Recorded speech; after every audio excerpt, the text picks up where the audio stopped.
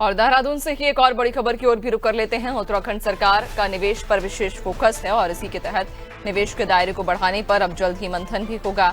अलग अलग क्षेत्र के निवेशकों के साथ में ये मंथन होगा। प्रदेश में निवेश होने से रोजगार के साधन भी सृजित होंगे। तो उत्तराखंड सरकार का निवेश पर फोकस है।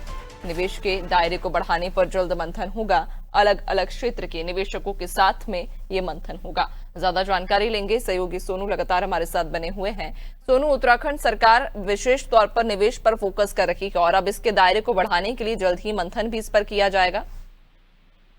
देखिए, सरकार लगातार प्रयास कर रही है, खास तौर से यहाँ की भौगोलिक संरचना के लिहाज से, खास तौर पर पर्वतीय क्षेत्रों में यहाँ के स्वरूप के लिहाज से जो खास तौर से एमएसएमई वाले जो सेक्टर के उद्योग हैं, इनको कैसे बढ़ावा दिया जा सकता है, कैसे इनको पर्वतीय क्षेत्रों में इनसे संबंधित इकाइयों को स्थापित किया जा सकता है। सरकार इस पर फोकस कर रही है और जो विभागीय अधिकारी से जानकारी हमें प्राप्त हुई है नैन्सी, उसके मुताबिक तकरीबन 47% का योगदान जो है वो उत्तराखंड की जीडीपी में एमएसएमई के स्तर के जो उद्योग है इनका है। तो ऐसे में जहां एक और सरकार अलग अलग क्षेत्र में निवेश करने वाले निवेशकों के साथ पहले भी करार कर चुकी है, तो वहीं आने वाले समय में एक बार फिर से मंथन होगा।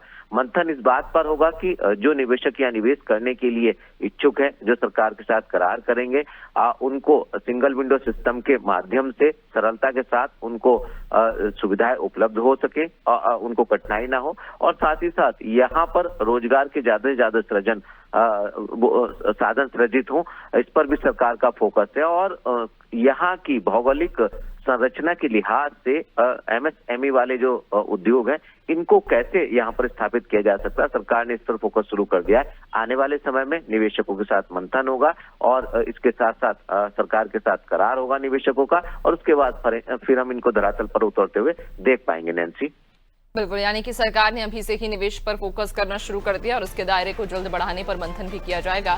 बहुत शुक्रिया आपका, बने रहिएगा और भी आगे आपसे अपडेट्स लेंगे।